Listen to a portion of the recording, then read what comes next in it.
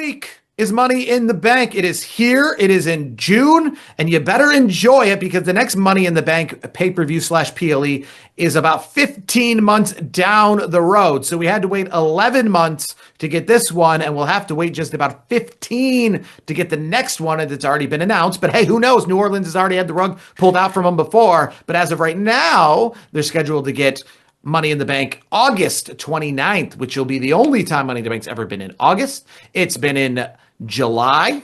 It's been in June. It's been in May. And the match itself has been all over the road, specifically starting out at WrestleMania. So this PLE will feature the 35th and 36th Money in the Bank matches. We've seen only one time did they try to go in on something other than the world title. The last 3 times that a man has cashed in the Money in the Bank, I have been there, including Austin Theory's attempt on the U.S. Championship in Wilkes-Barre, Pennsylvania. One of those times, most recently, that was successful was at WrestleMania when Damian Priest cashed in on Drew McIntyre after Damian Priest won it in London 2 years ago.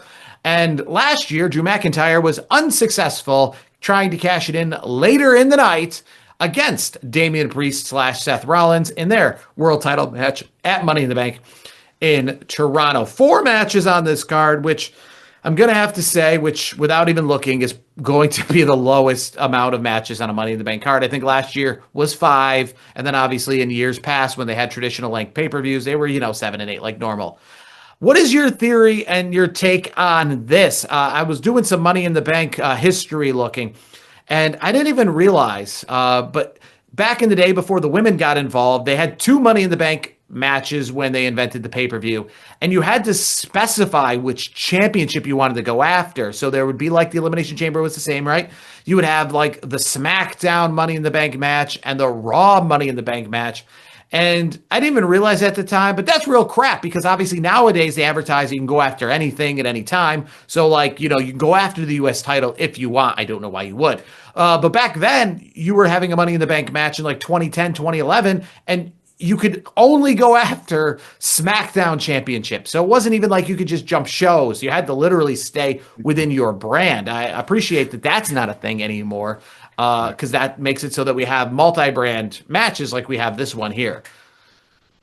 Yeah, no, I like it. I'm with you. I think locking somebody in to like, oh, hey, you can only go for a title on a particular show. To me, is a little wacky, and it also causes a surprise too, a potential surprise, I should say, because you never know. Like, we'll break down the card, but you could have somebody that's on Raw just say, nah, I'm going to go over to SmackDown and challenge Tiffy Time for the belt, kind of a thing. Like it's like stuff like that could be cool. The matches themselves, I think, will be pretty good. And it's weird though because it's a 4-match card. Do you think they're going to fill in and throw some random 5th match in between now and no? I don't. We've seen 4-match cards with WWE. I think they can drag out these Money in the Bank matches pretty decently. I would say the issue with like Backlash where they made a 5th match there, I believe, was probably because, again, we didn't have any like matches of length. Even with Saturday's Main Event, right? They had 5 matches, and one of those was like, 4 minutes with John Cena, right? So, yeah. And I think the reason that, we had some we didn't at Backlash have any, pillar matches, no Royal Rumbles, nothing like that. So that's why they had 5. So with this one, I just see them dragging out the 2 women's matches. Or the 2 Money in the Bank matches, might I say. And then the other matches will probably have some decent length. What is it with Money in the Bank and not having the World Championship on the line in quite a while, right? So you go back to Money in the Bank in 2023, right? Where you had it as the main event being this Bloodline Civil War in the UK. Then last year, right, it's Cody Rhodes in a tag team match. I think it was a 6-man tag team match in Toronto that main evented against the Bloodline that existed then. It was the Bloodline Solo, Jacob and Tama versus Cody Rhodes, Kevin Owens, and Randy Orton. That was the main event match. So no championship on the line, essentially in the main event there. Your main event was a 6-man tag team match, which the Bloodline did win. For that night, obviously moving on to SummerSlam. But again, another tag team match, right, is the headliner of this pay-per-view with Cody Rhodes teaming up with Jey Uso against John Cena and Logan Paul. Do you feel like this tag team match? I mean, we already know it. It's already something that we feel, but I feel like Jey Uso is the B champion. If somebody was to go to Jey Uso and say in a press conference, "You're the B champion," what's your answer to that? I don't think he would have an answer. Would he? Um, I mean, Cody Rhodes is teaming up with him, essentially the former John Cena WWE champion, and came back at Saturday Night's Main Event to make this match. And it just makes it feel like that well, Cody Rhodes and John Cena are the two main faces of this tag team match, essentially making it so that John Cena's belt is the main. I don't think Jay would answer it that way. Actually, yeah, I think because you don't want to. I don't think he would try to diminish what he's doing, and I don't think he wants to be known. But what answer would he have? Right, he's teaming up with Cody Rhodes, who is the former WWE champion. I think it comes down to, we got to kick John Cena's ass because John Cena's, he's on this heel turn right now. And I think, I think, Cody Rhodes and Jey Uso are, they're friends. They're very friendly, obviously. And it's like, let's take this guy out. And, oh, by the way, why don't we kick the crap out of Logan Paul while we're at it? Which that kind of felt weird. That part of it was kind of thrown together, I think. Like, I'm just wondering, why is Logan Paul a part of this? Like, it was kind of weird for me. And you were just talking about this being a 5-match card potentially, right? And I actually have to say it is a 5-match card in a sense. Traditionally, the WWE is doing things nowadays, right? Because on Monday Night Raw, which is a different card, but part of the build, still regardless, Gunther versus Jey Uso in that rematch for the World Heavyweight Championship. And that is not something you would see many years ago, right? They wouldn't build this match to the Raw after, especially when they only have 4 matches on the card. But that's WWE nowadays, right? They could tell us some big matches that are going to take place after SummerSlam. And not have them on the SummerSlam card or Night of Champions or anything like that. Here's the other example of that. In a normal year too, like having a tag match like this where it features both champions, heavyweight champions, Jey Uso and John Cena, you could have that as the main event of the night, and then everybody's getting their ass kicked, and then everybody's laid out, and then whoever won the briefcase early in the night comes in and it could cash in. Obviously, like you just said, Gunther and Uso, that's lined up for Monday. So we know that's not going to happen. And John Cena is going to have a nice run, for a little bit. So it's like it takes away from the intrigue of, oh, the briefcase, could it get cashed in tonight? Nah, it's not going to happen. Yeah, and one thing I will say, and I didn't see it obviously back in 2014 or anything like that, and TKO owning the company maybe a little bit different, but do you feel that these matches, obviously 4-match cards, and I'm not against them in the sense of the quality, I like what we have. I like the price I pay. This feels like the In Your House days where it was like the pay-per-view is only $14.99, but the matches are, only 4 of them or 5 of them, and they're quality, and you're like, all right, that seems like a fair trade-off. Do you feel like that's kind of the strategy now? We didn't see that originally in 2014 when the streaming service started. I was fearing it, but I feel like that's what pay-per-views are nowadays, with the exception of like WrestleMania, of, hey, you pay $9.99 a month for this service, and we know we don't have to sell you the pay-per-view. It's essentially like every pay-per-view is looked at as like just Saturday Night's Main Event. And this one, I feel no different. Do you feel, right, that WWE would struggle with buy rates if they tried doing this kind of thing? Oh yeah. In this era, for sure. In a previous era, I would say definitely, because if it was a standalone pay-per-view, absolutely. But WWE, TKO, they understand the trends. Obviously, we're in the streaming world, and you mentioned it. People have Peacock for various reasons, or abroad, Netflix. For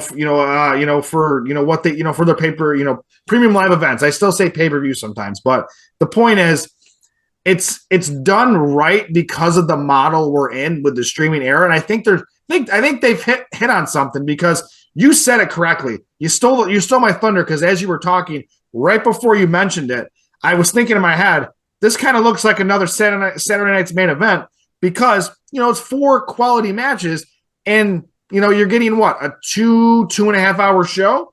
I think, to me, you're definitely getting your money's worth, because every single match, 1 through 4, is a quality match that you want to see. And I'm starting to realize, I know when they switched over to calling them premium live events, I was under the impression, I had some say about that of like, why are they doing this? There's no need. And Yeah. I can kind of see now because they are not treating them. It's not that they're not pay-per-views, no one's buying them or anything like that. I don't think that's necessarily why they switched the name over. I think they might have switched the name over because these are not pay-per-views in the sense of even how they're being presented anymore. They are more just like premium live events. They're just The premium live shows. they're just Saturday night's main event, right? With tags on them. That's all they are every single month, right? They're Saturday night's main events, and this one feels like they're not treated like a pay-per-view in the sense of they know that I like it though. I really like this. Yeah, and I know that obviously, they don't really sell DVDs anymore. So back in the day, when they had to sell it on WWE Home Video, that would, be taken into consideration. But none of this is, right? This is something that, can be just watched obviously without commercials at a later time in a short span of time, probably an hour and a half without commercials. And that's just how they're kind of treating it, outside of the major events. They know that, these are a big deal maybe to attend in person, but when it comes to watching on television, they're just focusing on the big things. They kind of just, as you've alluded to before, right? They're just other wrestling shows, and Monday Night Raw, in a sense, is not treated any less of important than Money in the Bank is, right? Because we have the World Heavyweight Championship match main eventing Monday Night Raw this week and not on the pay-per-view proper. But, a lot of people moving into, obviously away from the tag team match, into the Money in the Bank match themselves, a lot of people have said that Seth Rollins is the name that sticks out here. And I do say that if this was a Royal Rumble, absolutely. But this isn't a Royal Rumble. And I think Seth Rollins, while his name sticks out here as somebody who could win this match, I think he shouldn't win this match. Every other person on this in this match for the men's side is somebody I think that could utilize and benefit more from Money in the Bank than Seth Rollins could. Am I wrong? No, I don't think Seth Rollins needs it.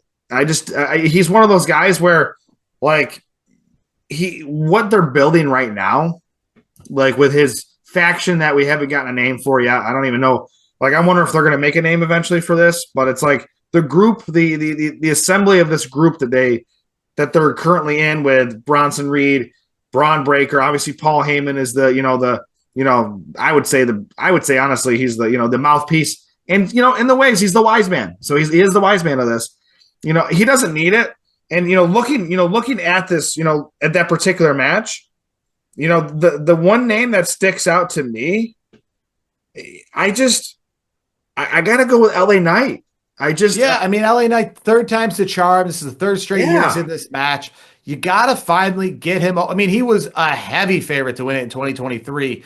They've let him cool off a little bit, but if it's not him, I mean, Solo Sikoa could do a lot with it as well. We obviously know what he's done since the Bloodline, which is not much. So he's somebody who could definitely benefit from this. Obviously, if they want to get the El Grande Americano character over as much as they have, and they want to keep pushing that in our face, that's somebody who could as well. Andrade and Penta, I think it would do a lot for them. I don't think they are going to win, though, because of WWE having kind of different ideas for them. But those are three names that I think should definitely take it: Solo, El Grande, or LA Knight. Yeah, I think Solo would probably be another option. I would think. I don't think El Grande Americanos. I don't think that's going to be it. I think I could. The only thing I could see happening is because they have promoted this whole. He can't face. He can't. He's not good against the luchadors, and he's Chad Gable kind of. We all know the Chad Gable's El Grande Americano. Like, we get that. They're going to go off of that gimmick where maybe Andrade or Penta, if they were to win, they're pinning out Grande Americano. Like, that just makes too much sense. But I think the favorites in general it's LA Knight and Solo Sikoa. I think LA Knight's due, but you mentioned it. What's Solo done lately? I think Solo could use this to revive, this new version of the Bloodline. And, but the one thing I could think of is he could have that, and then maybe there's an issue with Jacob Fatu. Like, obviously, we've been seeing there's been a strained relationship, but to me, it's the easy answer is LA Knight. I think he's due. I think they can just strap the rocket pack to him and just let him fly. Rapid fire here on the women's side of things. We got Alexa Bliss, Roxana Perez, Rhea Ripley is in it, Julia, Naomi, and Stephanie Vakir. We talked about it before. Julia and Stephanie Vakir 2 weeks ago or 3 weeks ago or whatever it was, they're on NXT. Stephanie Vakir on her first night on Monday Night Raw qualifies to be in this match. Who in the women's side of things do you see coming out or benefiting most as having money in the bank?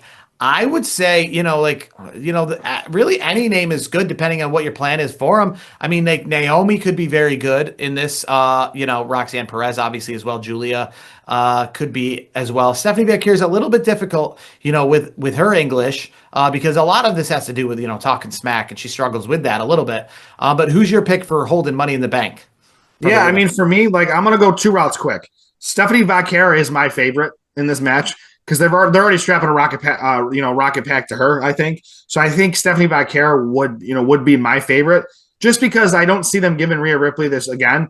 Even though like the obvious answer would be Rhea Ripley, but I just don't think they're going to put the money in the bank on her. I just don't see it. So I think Stephanie Vakir. But I'll give you an interesting tidbit. If Naomi wins, she will be the first female to cash in and lose. That's what I would say. Yes, because we haven't had any females cash in and you lose yet. They are a perfect 7-4-7 when it comes to cash-ins. That's my take on Naomi winning it. Yes. I mean, really anybody, like I said, it depends on what WWE's idea is behind them. There isn't really anybody like an LA Knight in the women's side of things. It's really dependent on what WWE's plans are going forward. As you just mentioned, the women are 7-for-7. Men are 19-for-25 when it comes to cashing in. So total 81% between men and women, 1,000 or 100% for women, 76% for men. One other match on this card, Becky Lynch, Lyra Valkyria in the rematch for the WWE Women's Intercontinental Championship. Who do you see leaving money in the bank with that? I think Lyra's going to retain. Lyra's she's doing some of her best work right now. I feel like having her keep the belt and keep that momentum going for her personally, I think is better because Becky doesn't need it. I think they'll have a hard-fought match, and Becky can't challenge again, and Lyra will move on to other things, and Becky will move on to other things. I think it's a perfect way to move on from this. I want to quickly talk about Worlds Collide, which happens before this. I want to first just say, WWE, this is just one of those things, not a big fan of them doing this where they're literally, you walk out of one event, have to then walk about 20 minutes to another event, like back to back. I mean, the idea of going to events in general, whether it's sports, it's concerts, is the whole dinner and a movie theory, right? You get dinner, you go out to the event. But WWE kind of putting these two together that are literally like, hey, do you like hot dogs and pretzels at a venue? Great, because that's what you're having for dinner tonight. Because as soon as you get out of this one thing, you literally are going to walk right to the next thing. I mean, this thing, I think, is at 12 o'clock Pacific time, going to end around 3 o'clock Pacific time, with Money in the Bank starting at 4 o'clock Pacific time. So, I mean, even if you can't even get to the other one before the pre-show starts, kind of thing. They're going to just be rushing. You know what? Real quick, though. I think it's cool. I mean, if you got tickets to both, I think it's a fun day of wrestling. I think it's just a lot in just like 6 hours without a break. They're not giving you any time to even like go from one to the other. But hey, it's very frustrating. WWE's going to get some good money out of it because you're going to get two venues, 2 different shows. And I think there's going to be a lot of people that are going to go to both. I really think it's going to be a fun-filled day for a lot of wrestling fans. Yeah, I mean, that's kind of why I think they didn't have enough time to overlap the shows, to kick the one crowd out and allow another crowd in. That's why they have them at 2 different venues, it looks like. But the match I'm most interested in, Chad Gable, who, quote-unquote, might have double duty on that night, is taking on El Hijo del Vikingo. I know that's a tough one to say for us English-speaking Americans, but he's fighting for the AAA Mega Championship. Vikingo won the belt this past week at a AAA event in which it was a foregone that he was going to beat Alberto Del Rio because they kind of already announced this match was for the championship before he had that match. What do you make of WWE's idea of just pretty much glossing over Alberto Del Rio at this point? I mean, obviously Alberto Del Rio's had a kind of an interesting past, whether it's WWE or outside of WWE.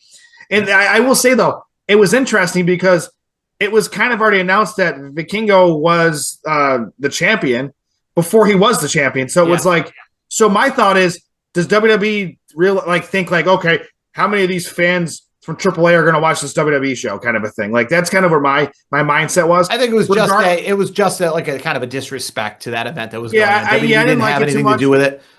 Yeah, I will say though, I agree. I think that's going to be a good match. I'm also looking forward to watching some Laredo Kid. Laredo Kid is one of those talents that I've seen some of his work on YouTube. Obviously, I would love to see him in person, but I'm not going to be at this event coming up this weekend. It's out in California. But yeah, he's been a name that I've known about for a long time that I've wondered, what the future holds for him. And we're going to see it very soon here with a great match. It's a lot of high flyers too. I mean, Ray Phoenix is obviously involved. Javon Evans, Javon Evans is if you haven't seen him, that dude he's fun to watch. And then obviously you have Ethan Page, who's also a very talented wrestler as well. And it's a great I think it's a great showcase for guys like that for the. It's kind of funny with this match, right? Because it's one of those ones like we remember like Invasion back in the day where it's like worlds collide. Well, Laredo Kid, right? He spent a lot of time with TNA, but Ray Phoenix, right, is a WWE wrestler. Javon Evans is a WWE wrestler. Ethan Page is a WWE wrestler. So when it comes to like people who like are specifically AAA that we've never seen, this isn't one of those matches, right? So it is kind of that situation. I would say the match like Stephanie Vakir is in with Lola Vice. She's doing double duty as well after Worlds Collide and then Money in the Bank. But these guys, now these are guys that are women, I would say, that I've never really seen before at all. So I am interested to see some of these guys. I will say, what do you make? Because obviously Money in the Bank is on Saturday night. What do you kind of put the importance of this event? Is it something that you got to watch live, or you're going to watch live on a Saturday afternoon, or are you going to kind of maybe like watch it at another time in bits and pieces? Overall, what is your view of this event? Because, again, I don't necessarily think it's actually going to be that long. I think maybe WWE is going to kind of make this kind of a short show so people can get over to Money in the Bank in a decent time. It is on YouTube. It isn't on Peacock. Which is the first one that's specifically on YouTube only. But where do you put the importance of kind of watching this event, Money in the Bank weekend? I mean, important enough because you especially with Stephanie Vakir being involved, like that could tip the hands of that match that she had, earlier in the day, like Chad Gable, El Grande Americano, that could tip the hand. If you watch Money in the Bank versus Worlds Collide, so if you don't watch Worlds Collide necessarily before Money in the Bank, you might put yourself in a situation where it's like, well, I don't need to watch that now because they just told me kind of what happened. So I think for me, I'll probably watch a little bit of it. I might, because it's on YouTube, so I can watch it at, anywhere on my phone, on my, my computer, on the TV. So I might put it on, see who's wrestling. And then if I'm like, I'm going to go do something else, I'll come back to it later. And then maybe I'm hoping to watch Vinkingo and Chad Gable. And then also I really do want to see some more Laredo Kid. Like I'm interested in that. So that's kind of where I'm at this point. So it's not super high importance, but it's high enough where depending on what I'm doing that day, I might watch the whole thing live, or I might just kind of skim through it. Where do you put it, I guess, in the sense of like if this was like a takeover before WrestleMania, like an NXT takeover, more like as equal as that or no? Yeah, I would actually put it as equal as a takeover because there's a lot of NXT talent here, and there's a lot of AAA talent that's in here. So, and I mentioned AAA because as I always say, NXT is the AAA of WWE. So, yeah, I would put it in that same ilk as a takeover. I personally would. Lance Dorado is making the spot in the LWO match because Joaquin Wilde was actually injured at a recent speed taping. So the LWO will be Dragon Lee, Cruz del Toro, and Lance Dorado versus Octagon Jr., Aerostar, and Mr. Iguana. Those are, like I said, those are very specific AAA names. I know a lot of people were talking a lot about Picano being a big, and Dr. Wagner Jr. being people to watch out for. Michael Cole specifically this week to doing that, and Mr. Iguana in this other 6-man tag. So we got 2 6-man tags of interest, and then we got a women's tag, a fatal 4-way match, and then only 1 singles match on this card. I'm interested to see it just in general with WWE and how they're going to kind of present this because obviously it is their first foray since they've owned AAA. So I'm just interested in seeing, the production and essentially how they're going to try to present this now as the owners of AAA wrestling. So it should be interesting, but WWE makes wrestling, they love to just make these long days. We obviously talked about what they have planned in July, but a long day with Money in the Bank being on Saturday night. But it's going to be interesting. This is Money in the Bank, the last Money in the Bank for a while. That's going to take place before SummerSlam. Because next time around, we won't go into SummerSlam like in Minneapolis with the thought of like, is someone going to cash in on this big stage because Yeah. they won't have gotten the Money in the Bank match yet. Do you think it's weird? One final takeaway that WWE, they tried to make this an Allegiant Stadium in 2022. They were unsuccessful, but knowing the importance of Money in the Bank, do you think it's weird that they haven't tried to push this to be a stadium event yet, like Elimination Chamber, SummerSlam, Royal Rumble, etc.? Yes, I guess it's a two-part answer. Yes and no, because I know in the sense of they tried it and it failed. Like and obviously they couldn't. They had to go. What was it? MGM. I think that's where they went. That's where they went. Yes. Yeah, that's where. Yeah, because I know they were supposed to do Allegiant and then it didn't work out. MGM was the fallback plan. So no, in that sense, because why try to do something that clearly failed last time?